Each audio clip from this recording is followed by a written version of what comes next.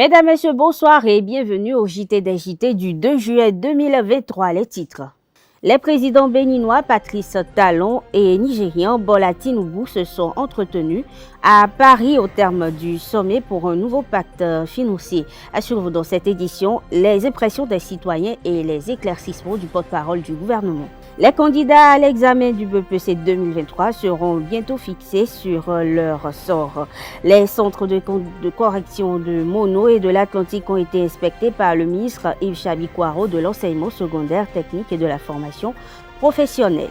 La junte malienne a procédé ce 1er juillet à un remaniement ministériel pendant que 13 nouveaux ministres font leur entrée. Le représentant du principal mouvement armé de Kidal fait partie de ceux qui quittent le gouvernement.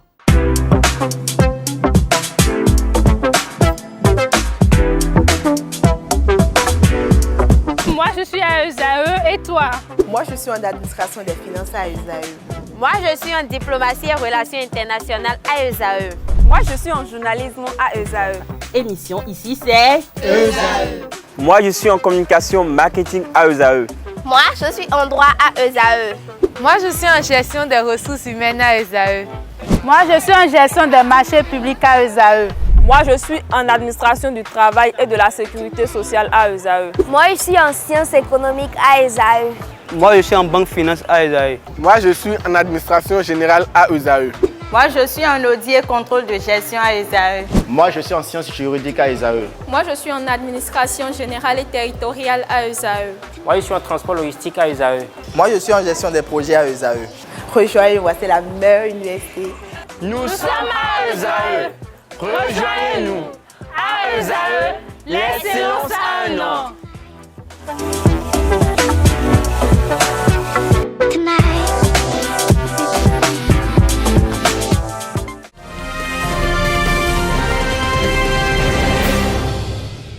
Bienvenue, le mouvement Les Témoins d'Olivier a officiellement fait sa sortie. Le 24 juin dernier, les membres du mouvement s'engagent à travailler afin que la candidature de l'homme d'affaires Olivier Bokor soit effective en 2026. Plus de précisions dans cet élément réalisé par ETélé Bénin.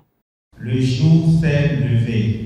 Ce jour que nous avons choisi pour dire officiellement au peuple béninois que nous sommes témoins un homme d'État. Susciter la candidature de Olivier Bokor, se battre corps et âme pour son élection à la magistrature suprême, ce sont entre autres objectifs que se sont fixés ces hommes et femmes, désormais témoins d'Olivier Bokor. Un choix motivé par le désir de voir les actes de développement entamés depuis 2016 se poursuivre. D'Afrique 2016 à aujourd'hui, nous avons été témoins heureux du développement de notre nation. Nous avons été témoins de la modernisation de nos marchés pour le bien-être de nos mamans. Nous avons été témoins de la modernisation de nos infrastructures sportives. Le stade de l'amitié Mathieu Kérékou a été sollicité plusieurs fois par ceux qui l'ont traité hier de champ de patates. Nous ne pouvons citer ici tous ceux dont nous avons été témoins depuis 2016. Mais soucieux du développement de notre pays, nous nous sommes posé la question de savoir à quelle sauce nous serions mangés en 2026. Nous nous sommes demandé si le Bénin ne va pas rechuter en 2026. Nous nous sommes aussi demandé qui peut faire mieux que le génie qui nous dirige aujourd'hui. À la recherche d'une réponse à nos préoccupations, nous avons constaté que ce génie, depuis la nuit des temps, a toujours eu à sa droite un homme avec qui il ne fait qu'un. C'est pour conduire cet homme au perchoir que nous nous sommes levés très tôt. Qui est Olivier Bokor? Quel est le parcours de l'homme?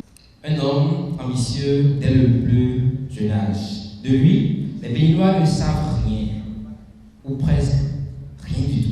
Et l'intéressé s'en accommode très bien. Né le 2 octobre 1964 à Ouida, Olivier Bokor poursuit sa scolarité à Cotonou. Il n'est qu'en terminale quand il commence à se frotter au monde des affaires. Il se lance d'abord dans le commerce de pneumatiques, puis dans celui de fourniture de bureaux et de machines de manutention. Pendant une dizaine d'années, en parallèle, il décroche une maîtrise en droit à l'université. Débrouillard et ambitieux, il fréquente au milieu des années 1990 la jeune chambre internationale du Bénin. Il devient membre du directoire de cette organisation.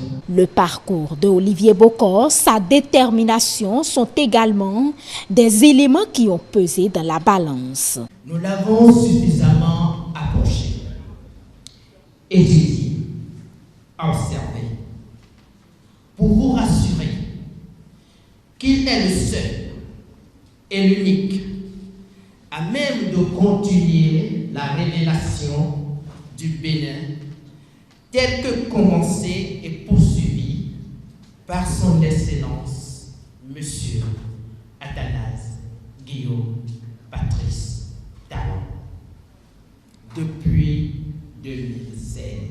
À en croire le secrétaire exécutif du mouvement Les Témoins d'Olivier Bokor, des jeunes et femmes engagées pour la cause vont parcourir les 12 départements du pays. Chers camarades témoins, les 3 prochaines années ne seront pas du tout de repos pour nous. C'est pour ça que nous sommes déjà habillés en tenue de combat. Nous sommes en jean, en t-shirt ou chemise blanche et en gilet. Parce que nous sommes des hommes de terrain. Olivier, Olivier, Olivier. Des actions concrètes sur le terrain, c'est le mot d'ordre à l'endroit des témoins d'Olivier. Une invite matérialisée déjà par le dépôt d'un podium du mouvement à l'un des carrefours stratégiques de la ville de Cotonou. Le chef de l'État Patrice Talon et son homologue du Nigeria se sont entretenus à Paris le 23 juin dernier à l'issue du sommet sur le nouveau pacte mondial de financement. Les relations diplomatiques entre Bénin et Nigeria étaient au cœur des échanges. Le porte-parole du gouvernement a apporté à ce sujet des clarifications, un élément de l'ORTB.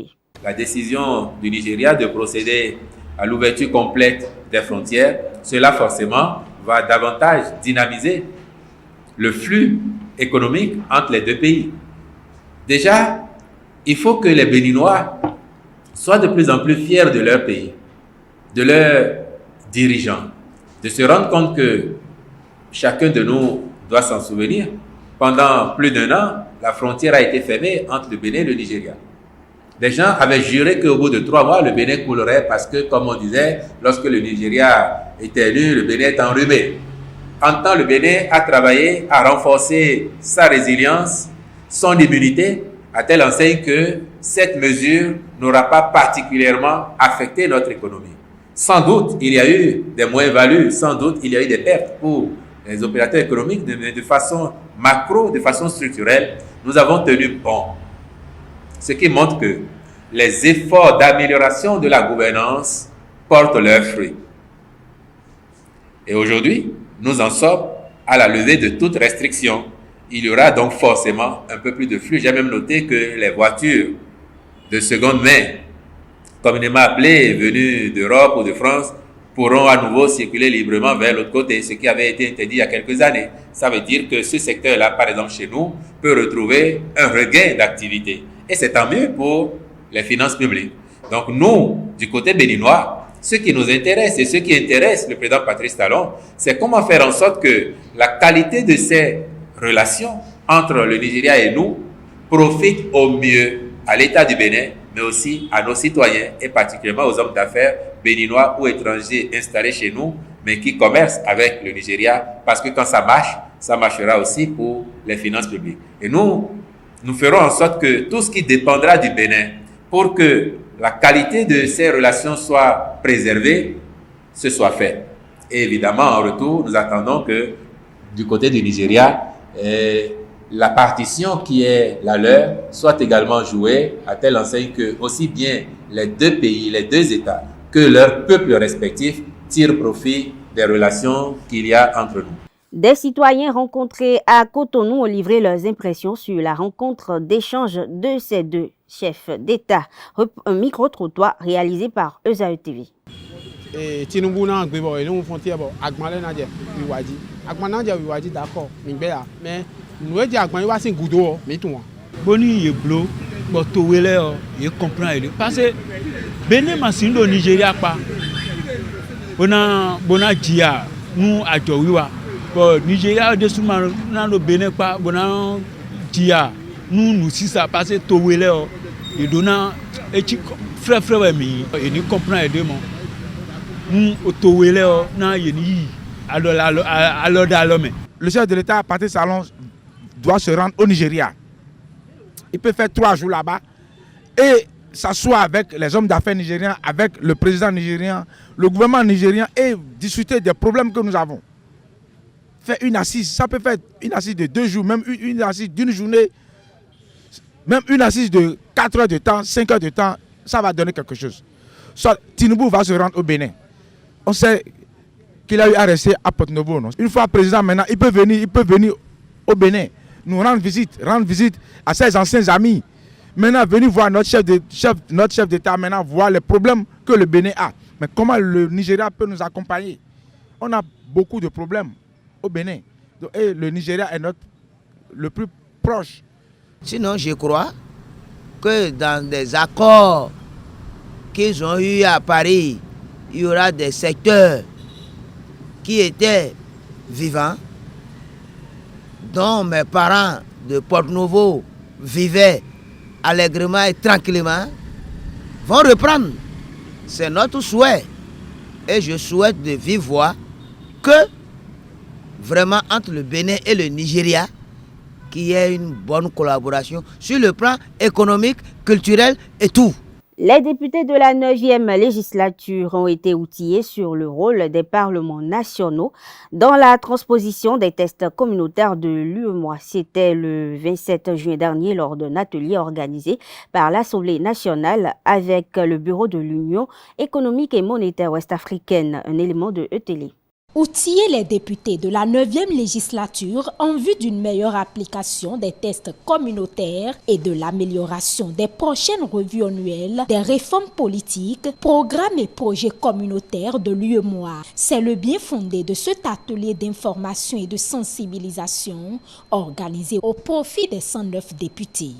Au terme de la 7e revue annuelle des réformes politiques, programmes et projets communautaires de l'UEMOA, édition 2021, il est ressorti à l'échelle de l'Union un taux moyen de mise en œuvre des réformes de 77,48% et au Bénin, un taux moyen de mise en œuvre des réformes. Parmi les causes évoquées qui rallongent le processus d'internalisation de certaines directives de l'Union, figure le problème de la non-adoption par les parlements nationaux des projets et tests qui leur sont transmis par les gouvernements des États. Le présent atelier vient donc à point nommé.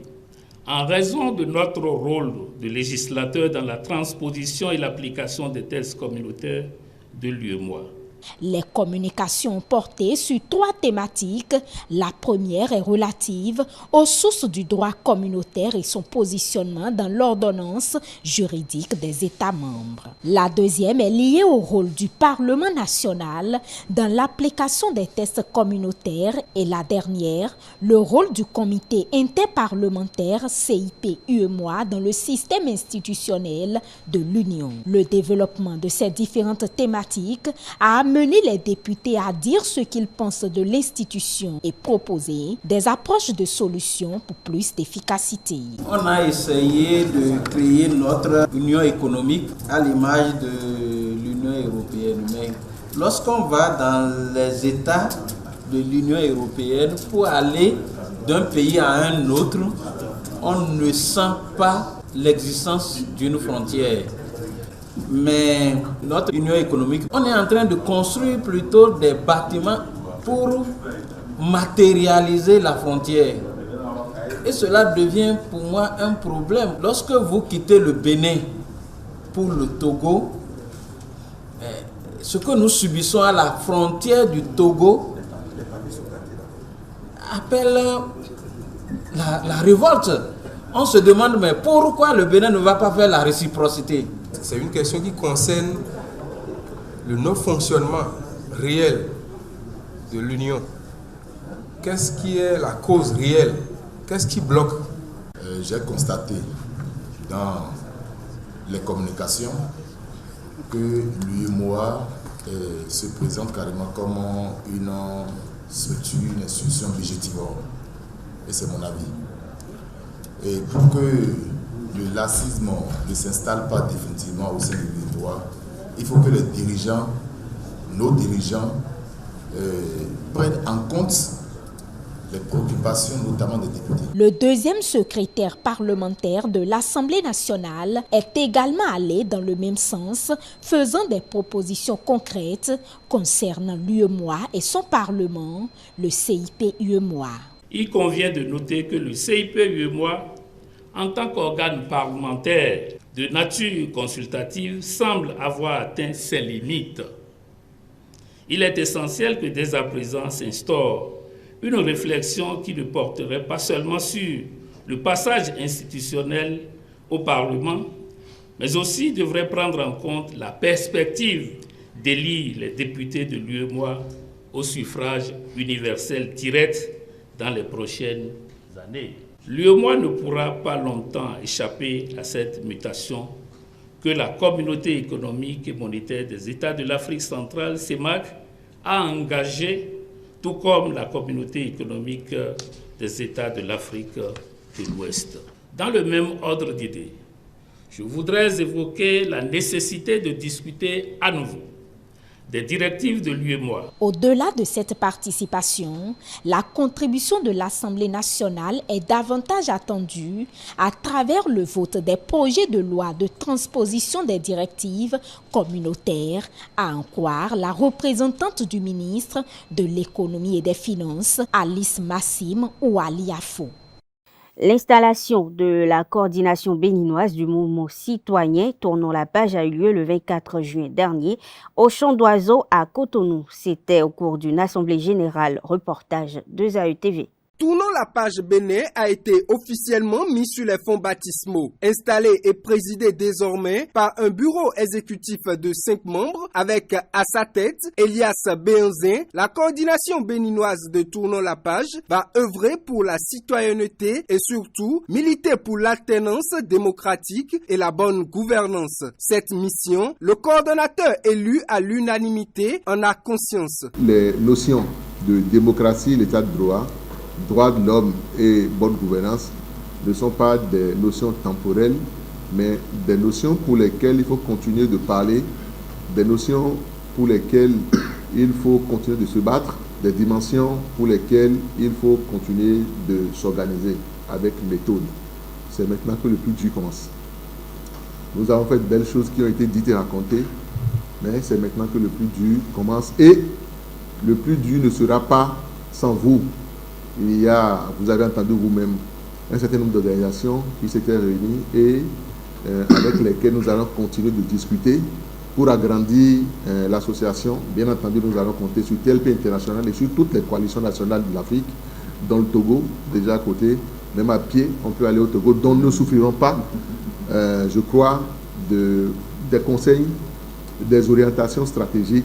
La coordination béninoise du mouvement citoyen Tournons la page est composée de plusieurs associations de la société civile. Pour l'occasion, elle a reçu les bénédictions de ses pairs, notamment Tournons la page Togo, sa coordination marraine. La naissance de Tournons la page Bénin va permettre à la société béninoise et à la société civile du Bénin d'œuvrer davantage pour la consolidation des acquis du Bénin en matière de démocratie.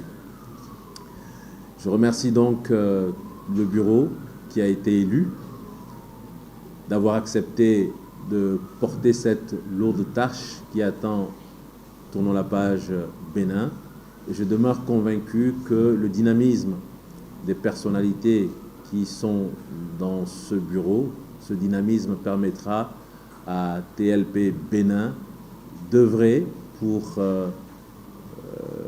le renforcement de la démocratie. Avant les élections, l'Assemblée générale a procédé à la validation et à l'adoption des statuts et règlements intérieurs de Tournons la page Bénin. Cette nouvelle coordination s'engage ainsi à défendre l'intérêt commun.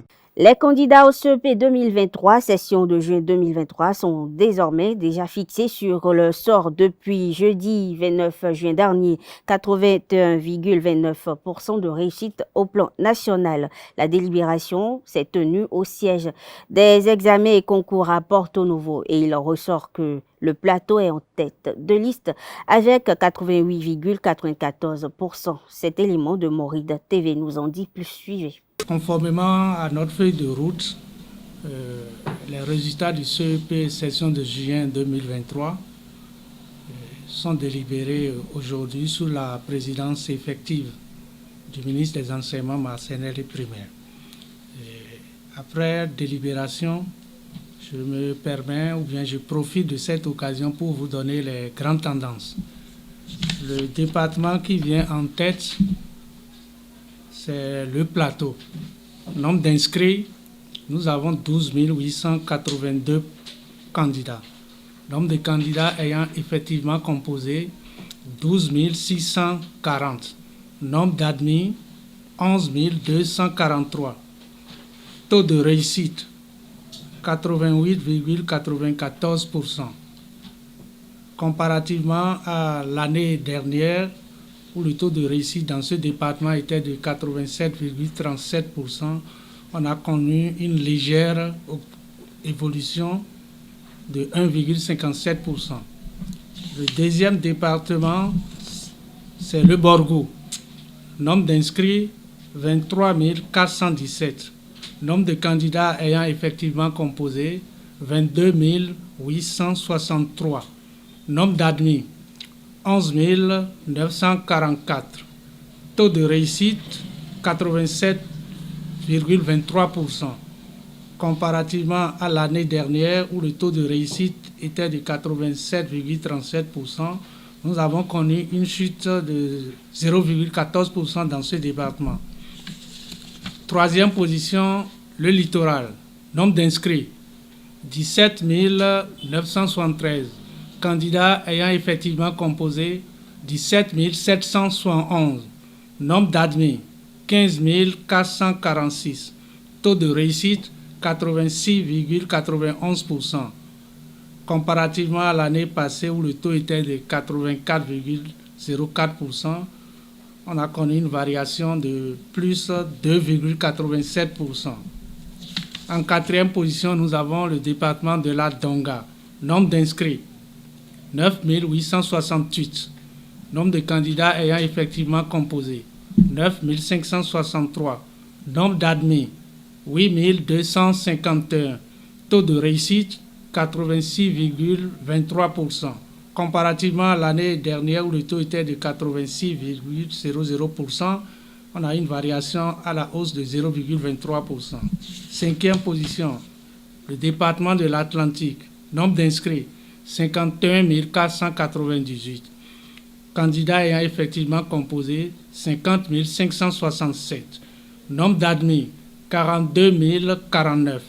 Taux de réussite, 83,15%. L'année passée, le taux était de 84,42%, soit une baisse de 1,27% cette année. Sixième, les collines. Nombre d'inscrits, 14 794. Nombre de candidats ayant effectivement composé, 14 408. Nombre d'admis, 11 701. Taux de réussite, 81,21. L'année passée, le taux dans ce département était de 83,14. Donc, on a une baisse de 1,93%. En septième position vient le département du Mono. Nombre d'inscrits, 13 342. Candidats ayant effectivement composé, 13 048. Nombre d'admis, 10 480. Taux de réussite, 80,31%.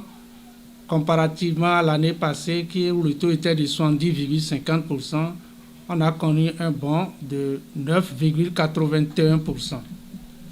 Huitième position, l'Ouémé. Nombre d'inscrits, 39 946. Candidats ayant effectivement composé, 39 347.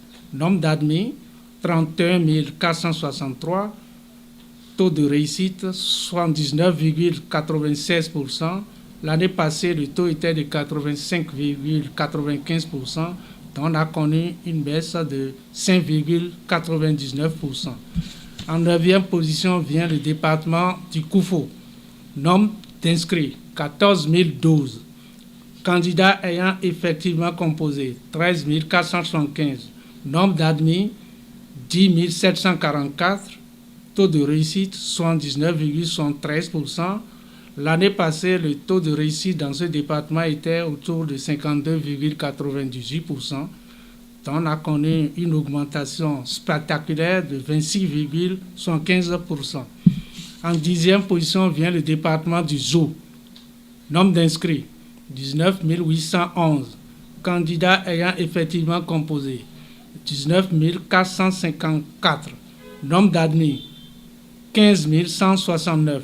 Taux de réussite, 77,97%. Le taux de réussite de l'année passée dans ce département était autour de 81,85%. Donc on a connu une chute de 4,91%. 11e position, Atakora, nombre d'inscrits, 12 308. Candidats ayant effectivement composé, 11 940. Nombre d'admis, 8 216. Taux de réussite, 68,81%. Taux de réussite de l'année passée, c'était 78,88%. Donc on a connu une chute significative de 10,07%. Et enfin, vient le département de la Libérie en 12e position. Nombre d'inscrits, 11 608. Candidats ayant effectivement composé, 11 330. Nombre d'admis, 7 473. Taux de réussite, 65,95%. Taux de réussite de l'année dernière, c'était 114,33%. Variation à la baisse de 8,38%. Donc, en somme, au niveau national, nous avons comme nombre d'inscrits 241 459. Nombre de candidats ayant effectivement composé, 236 411. Nombre de candidats admis, 192 179. Taux de réussite au niveau national, c'est 81,29%. Taux de réussite de l'année dernière, c'est 81,85%. La variation du taux de réussite au niveau national a chuté de 0,56%. Je donne la précision ici que vous auriez dû constater une différence entre le nombre d'inscrits communiqués au lancement du CEP et le nombre d'inscrits que je viens de communiquer. C'est dû au fait que les candidats à besoins spécifiques, c'est-à-dire les malvoyants, les malentendants, les IMOC, sont au nombre de 95 et ne sont pas pris en compte dans ces statistiques. Comme on le dit, sont des candidats à besoins spécifiques. On délibère aussi leurs résultats de façon spécifique, tout en utilisant les mêmes critères. Je vous remercie. Notons que la session des malades selon la programmation de la Direction des examens et concours a lieu le 3 juillet 2023. Les résultats de la phase écrite de l'examen du BEPC 2023 seront bientôt connus. En attendant, le ministre de l'Enseignement secondaire, technique et de la formation professionnelle, Yves Chabi-Kwaro, a effectué une visite dans les centres de correction dans les départements du Mono et de l'Atlantique. ETélé nous a réalisé ce reportage. Il y a eu des absents parmi les correcteurs. Non, il n'y a pas d'absents. Le ministre des Enseignements secondaires, techniques et de la formation professionnelle, Kwaro Yves Chabi, s'est rendu au centre de correction du CEG Comé dans le Mono et au CEG 1 dans le département de l'Atlantique pour s'imprégner du niveau d'avancement des travaux et pour témoigner le soutien du gouvernement à tous ces enseignants commis à la tâche. J'espère que tout le monde est mobilisé pour que tout se passe bien, qu'il n'y ait pas de raté, que nous soyons tous contents et satisfaits. C'est bon, ça peut aller. D'accord.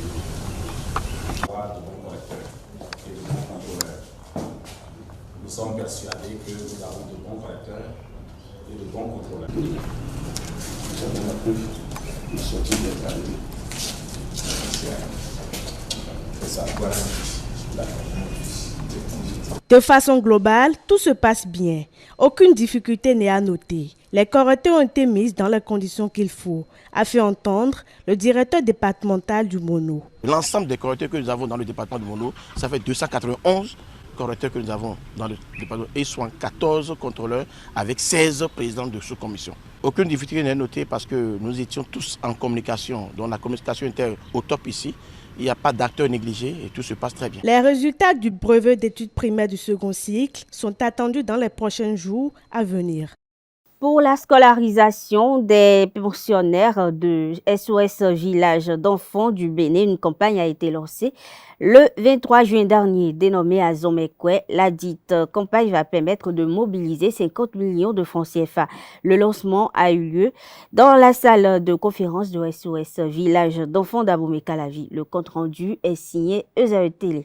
Le lancement d'une campagne qu'on appelait Azomekwe pour collecter des ressources financières pour payer les frais de scolarité des 4 903 enfants qui sont à notre charge. SOS Village d'enfants du Bénin sollicite le soutien des médias pour mobiliser les fonds nécessaires pour la scolarisation de ces pensionnaires. 100 millions, ce n'est pas ce qui peut manquer aux Béninois, aux 13 millions de Béninois que nous sommes, c'est vrai, mais comment est-ce qu'ils doivent avoir l'information et par quel canal ils doivent avoir l'information? C'est ce pourquoi j'invite vivement les hommes des médias qui sont ici, les télévisions, la presse écrite, les réseaux sociaux qui sont tous avec moi, pour ne pas hésiter à poser toutes sortes de questions au directeur national, d'ailleurs qui est toujours disponible, et comment faire pour l'aider. Il a donné tout à l'heure, il a dit que c'est possible de faire collecter les sous par MTN, par Move, par Celtis. Les 50 millions de francs CFA recherchés vont compléter l'apport des bailleurs afin que tous les pensionnaires de SOS Village d'enfants puissent étudier au cours de l'année académique 2023-2024. Chaque année, ce n'est pas moins de 100 millions de francs CFA que nous devons payer pour la scolarité de tous les enfants. Ce n'est pas facile. Et comme il a dit tantôt, nos bailleurs, notre fédération qui relie pour nous des ressources pour nous envoyer, ce qui nous trouve, c'est autour de la moyenne. Et pour la moyenne, il faut que nous puissions nous débrouiller sur place. Nous invitons toute bonne volonté à nous aider. Il s'agit d'un travail collectif, un travail de toute une nation. Notre participation va permettre à un enfant d'aller à l'école. C'est vraiment très important et c'est une œuvre utile. La campagne Azomekwe se poursuit jusqu'au mois d'octobre prochain. La ministre des Affaires sociales et de la microfinance, Véronique Toye-Fodé-Mewanou, a échangé avec les acteurs engagés dans la protection des droits des personnes handicapées. C'est dans le cadre des mesures prises par le gouvernement pour l'intégration sociale des handicapés en République du Bénin. À l'occasion, le contenu des différents décrets a été présenté. Reportage de Télé Bénin. Une séance d'échange entre la ministre des Affaires sociales et de la microfinance et les représentants des associations des personnes handicapées. Une rencontre pour expliquer à l'assistance la volonté politique et surtout l'engagement politique et personnel du président de la République dans les travaux ayant conduit à l'adoption des 5 décrets d'application de la loi 2017-06 du 29 septembre 2017. L'exécution de toutes les actions nécessaires à l'amélioration des conditions de vie des personnes handicapées se fera de façon inclusive. C'est pour cela que les personnes handicapées sont représentées au sein de cette commission interministérielle qui sera mise en place incessamment. Après présentation du contenu de ces décrets aux représentants des personnes handicapées, ces derniers ont salué les différentes mesures prises par le gouvernement. Pour eux, le chef de l'État vient de poser un acte historique à leur endroit.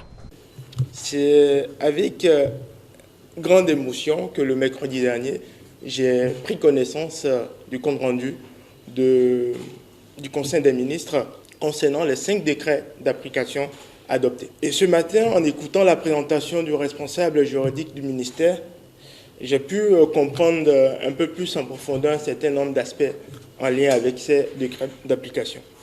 Nous sommes contents que le Bénin vienne de faire un grand pas dans la sous-région. Un pas où nous sommes satisfaits aujourd'hui en disant que le gouvernement pense effectivement aux personnes handicapées. Tous les acteurs de lutte pour la protection et la promotion des droits des personnes handicapées en République du Bénin sont invités à œuvrer pour que la mise en application des décrets soit une réalité. Parlons toujours des mesures prises par le gouvernement en ce qui concerne l'intégration sociale des personnes en situation de handicap en République du Bénin. Voici ce que pensent les citoyens de la ville de Cotonou. Moi, je dis bravo. C'est une bonne nouvelle, une bonne chose pour nos frères handicapés. Pendant longtemps, dans mon pays, c'est une frange de notre pays qui a été marginalisée. Ce qui n'est pas bien. Si aujourd'hui, justice leur soit rendue, applaudissons. Mais j'aimerais que toutes ces mesures qui ont été prises par le gouvernement soient soutenues par un décret judiciaire.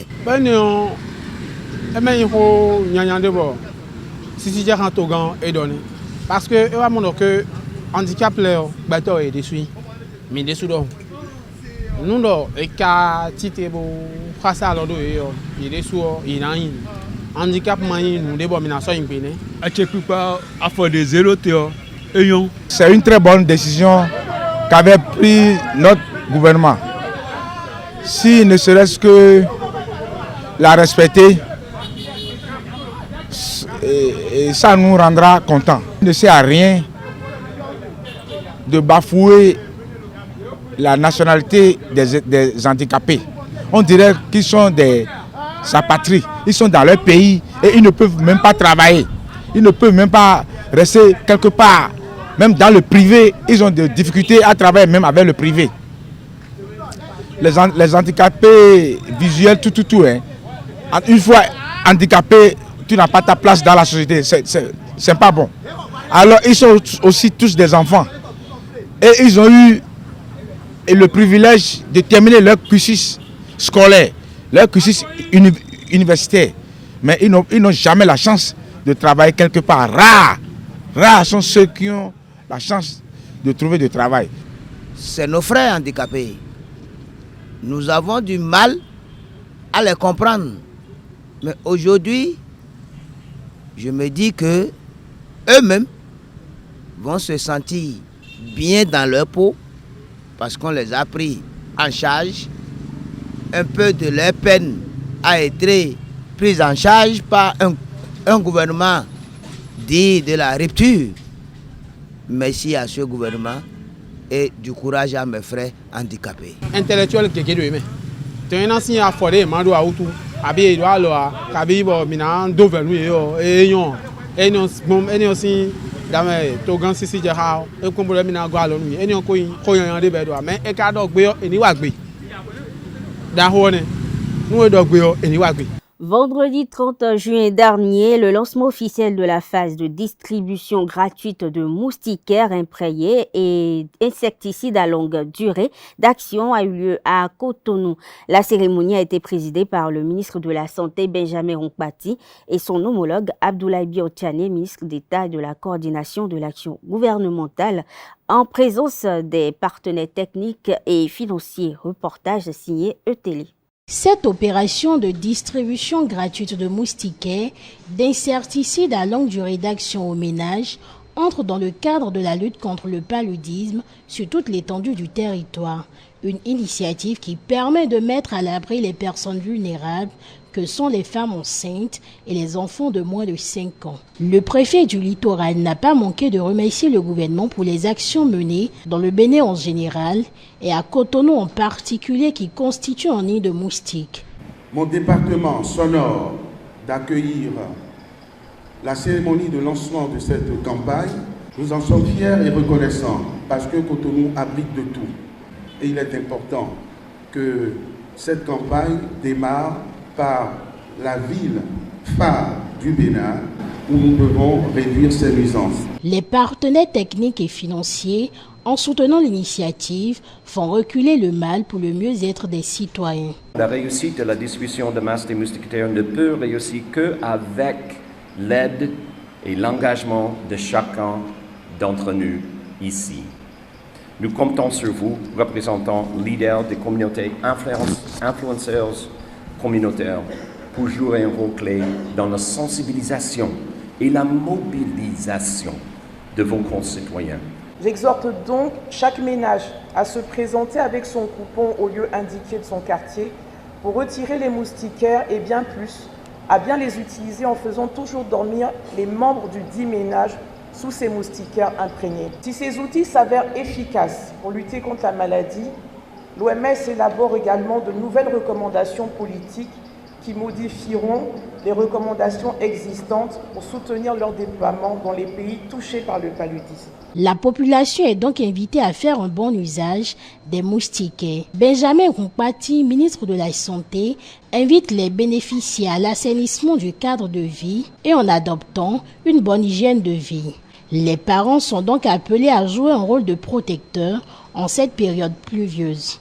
Nous devons veiller à ce que les gîtes où les moustiques se reproduisent, les boîtes de conserve, de tomates remplies d'eau de pluie ou d'autres, les jarres où nous mettons l'eau à boire, que nous ne lavons pas régulièrement, parce qu'il faut laver les jarres régulièrement. Au fond, les moustiques déposent leur larve, c'est pour ça qu'il faut les laver régulièrement. Nous devons veiller à éliminer ces gîtes larvaires. Nous devons veiller à ce que les femmes enceintes aillent consulter et prennent effectivement les médicaments qui permettent de prévenir le développement du paludisme au cours de la grossesse, mais encore plus la transmission du paludisme à l'enfant. Nous devons veiller à ce que les enfants, les femmes, chacun de nous dorme effectivement sous moustiquaire pour éviter d'attraper déjà le paludisme, mais aussi de favoriser la contamination des autres. Et nous devons, et surtout en cette période de pluie où le paludisme sévit, surveiller les enfants. Et au moindre petit signe, à la moindre petite fièvre, il faut les amener immédiatement vers le centre de santé pour qu'ils ne deviennent pas après des cas graves, qui ne se vident pas complètement de leur sang et deviennent blancs comme le tissu que je porte. Abdoulaye Biotchane, ministre d'État chargé du développement et de la coordination de l'action gouvernementale, rappelle l'implication de son département ministériel dans l'aménagement du cadre de vie pour l'atteinte de l'objectif zéro palu. La santé des populations est au cœur de tout ce qui est fait, notamment au cours de ce mandat. Cette priorité s'est manifestée par les réformes profondes enregistrées par le secteur, d'une part, la construction et la réhabilitation de plusieurs infrastructures sanitaires, le renforcement du plateau technique avec l'acquisition de nombreux équipements et le recrutement massif, ainsi que la formation d'un grand nombre d'agents de santé d'autre part. Cette attention toute particulière dont bénéficie le secteur de la santé se manifeste aussi par la mise en place d'une politique de protection sociale et d'accès aux services sociaux de base pour tous les citoyens. L'action du gouvernement, qui est proprement sectorielle, que je viens de rappeler, vise aussi d'autres secteurs du cadre de vie qui contribuent justement à l'élimination ou à l'éradication du paludisme. J'invite les agents de la santé, les volontaires et tous les acteurs impliqués dans la campagne à donner le maximum d'eux-mêmes pour que cette phase de distribution gratuite aux ménages soit un succès.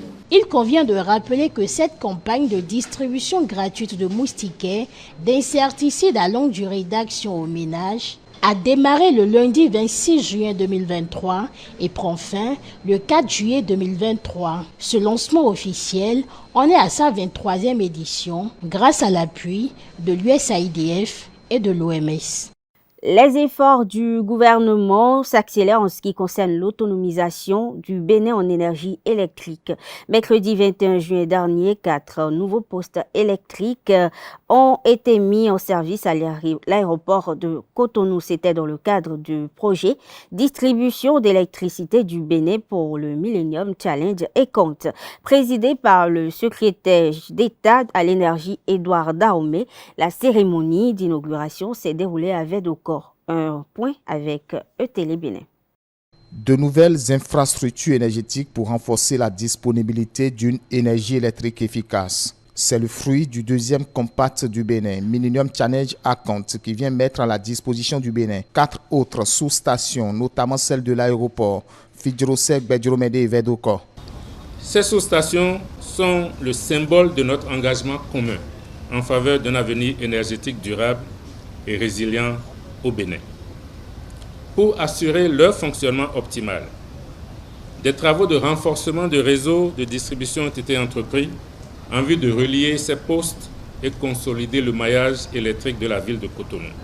Par exemple, le poste de l'aéroport est relié au poste haute tension de Védocor sur un linéaire d'environ 2 x 5000 mètres, grâce à des liaisons souterraines que vous ne pouvez plus voir aujourd'hui parce que c'est effectivement des liaisons souterraines. 63 kV. Une nouvelle liaison 15 kV dédiée exclusivement à l'aéroport international Bernardin Ganting a été construite. Le poste de Fidjirosek, quant à lui, est relié au poste de l'aéroport sur un linéaire d'environ 1 x 3700 mètres par une liaison souterraine 63 kV. À partir du poste de Védocor, MCA Bénin 2 a également construit 5115 mètres de ligne souterraine 63 kV pour le relier au poste de Bedjiromede en double liaison. 5056 mètres de ligne souterraine 63 kV pour le relier au poste de l'aéroport en double ligne également. 5014 mètres de ligne souterraine 63 kV pour le relier au poste de Fidjirosek et enfin 7457 mètres de ligne souterraine 63 kV pour le relier à l'ancien pont. Des sous-stations comme celle de Védocor, l'une des plus importantes de Bénin, contribuant à rapprocher l'électricité des clients, permettant ainsi une distribution de l'électricité plus grande et plus fiable. Ces installations de pointe issues de la fructueuse coopération bénino-américaine s'ajoutent aux nombreux investissements faits dans le secteur depuis 2016. Ils permettent d'envisager avec optimisme un avenir où le Bénin deviendra un des leaders en matière d'infrastructures énergétiques en Afrique. Ces postes électriques vont aussi permettre au renforcement de la croissance économique nationale. Preuve d'un engagement du président de la République à améliorer l'accès à l'électricité à tous. Face au scandale financier lié à la SBE qui fait grand bruit, le porte-parole du gouvernement s'est prononcé. Selon Wilfried Léon-Mbedi, les ressources distraites à la dite société sont celles destinées aux agents des impôts. Pour ces agents, la loi a prévu des commissions et ils ont leur pratique interne pour les récupérer et les gérer. L'un d'entre eux et quelques autres se sont montrés habiles pour se servir de cette cagnotte, a précisé le porte-parole du gouvernement, qui a également indiqué que le gouvernement a fait l'option de punir dans les cas de malgouvernance. Pour rappel, une malversation financière portant sur des centaines de millions de francs CFA secoue la Société béninoise d'énergie électrique et plusieurs responsables ont été auditionnés par la BEF. 2 des mises en cause sont actuellement en détention. Mercredi 21 juin dernier, la question orale du député Kamel Abdel Bios Sika Ouassagari sur le tarif de passage pour les véhicules légers au poste de péage et pesage à Tienti à Natitengu a été abordée au Parlement. Au cours de cette plénière, le ministre José Didier Tonato, en charge des transports, a apporté des clarifications. Plus de précision dans cet élément réalisé par ETélé Bénin. Ce mercredi, des membres du gouvernement étaient à l'Assemblée nationale pour répondre aux questions de l'honorable Abdel Ouassangari relatives aux tarifs de péage et de pesage. Le député s'est inspiré des coûts appliqués au péage de Tigniti, une localité de Nati-Tengu. Pourquoi au poste de péage de Tigniti, le montant à payer de 1000 francs CFA? 8. Y a-t-il des mesures spéciales pour les populations riveraines? 9. Quels sont les bénéfices de ce péage pour chacune des localités de la Takora en général et de Nati-Tengu en particulier? 10. Pourquoi tous les péages dans la zone septentrionale sont à 1000 francs CFA de passage pour les véhicules légers et moins de 500 francs CFA pour la plupart des postes de péage dans la partie méridionale? Le ministre du Cadre de vie, en charge aussi des transports, a donné des précisions et a ajouté qu'une étude était en cours pour au besoin réajuster les coûts incriminés. Le tarif appliqué au poste de péage n'est pas un paramètre de traitement des populations. Les usagers d'une route nationale ou inter-État proviennent de plusieurs points du pays et de la sous-région. Le poste de Tigniti n'a donc pas été érigé à l'égard des populations de la Takora. Tous les péages du septentrion ne sont pas à 1000 francs.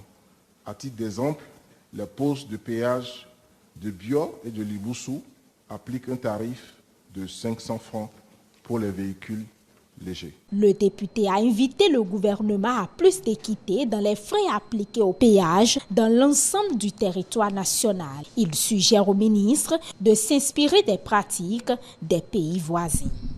Déléguer une équipe pour effectuer un voyage afin de s'inspirer de l'expérience des autres pays engagés dans la modernisation de péages. Le fruit de ces voyages va sûrement vous permettre de comprendre que les usagers dans ces pays payent proportionnellement en fonction de ce qu'ils consomment. Imaginez, de Cotonou à Dassa, 201 km.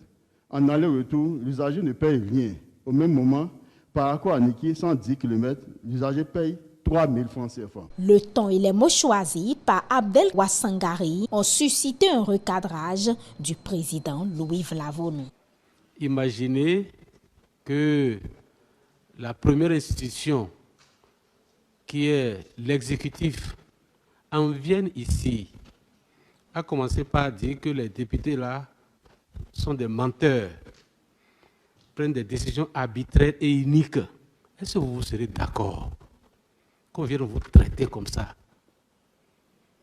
Je voudrais que vous vous mettiez à la place des autres, hein, qu'on essaye de voir comment s'adresser à son semblable, à son prochain. C'est en cela que nous serons des hommes respectés, des hommes respectables, une institution respectée et respectable. Le gouvernement devrait aussi être écouté sur la qualité des prestations au CNHU Hubert Koutoukoumaga. À cette préoccupation du député d'Akwesossou, l'exécutif a promis donner suite avec une communication à une date ultérieure.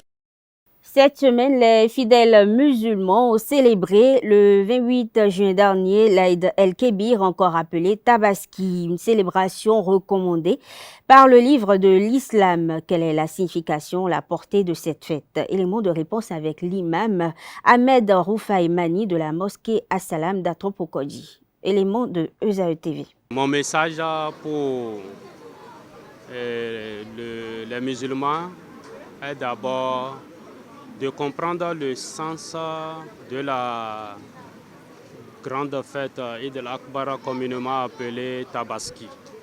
Ce n'est pas seulement immoler pour immoler, mais c'est de rentrer dans la peau et revenir et retourner en arrière pour voir quelle a été l'attitude du prophète Ibrahim alayhi salam lorsqu'il était vieux, où il a demandé à Allah de lui accorder de progéniture.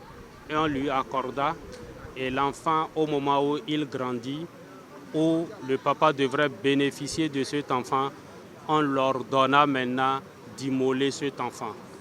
Voyez-vous avec moi que ce n'est pas une petite épreuve.